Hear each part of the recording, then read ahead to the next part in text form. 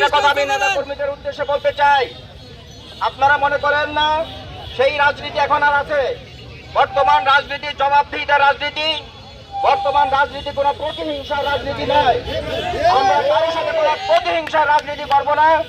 আমাদের দল প্রতিহিংসার রাজনীতিতে বিশ্বাস করে না। আমাদের তারেক রহমান এক কথা বলে দিয়েছেন, সবাইকে নিয়ে বাঁচতে হবে, সবাইকে নিয়ে চলতে হবে এবং সবাই আমাদের ভাই, সবাইকে আমাদের ভালোবাসা দিয়ে অর্জন করতে হবে। এখানে কোনো প্রতিহিংসার রাজনীতি চলবে না।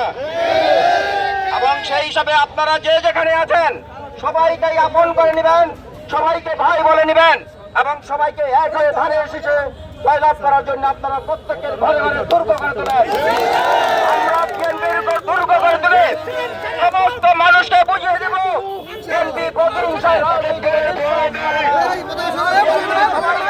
সমাজ করতে চায়, বিএনপি সবাইকে নিয়ে ভালোবাসতে চায়, বিএনপি সকলের সবার জনগণের সবাইকে নিয়ে বিএনপি এগিয়ে যাবে ইনশাল্লাহ। এই দেশ গঠনে বিএনপি সবাইকে নিয়ে এগিয়ে যাবে। সেই হিসাবে আপনারা সকল নেতা কর্মীরা প্রতিহিংসার রাজনীতি থেকে বেরিয়ে আসেন। সবাই ভালো থাকেন, সুস্থ থাকেন।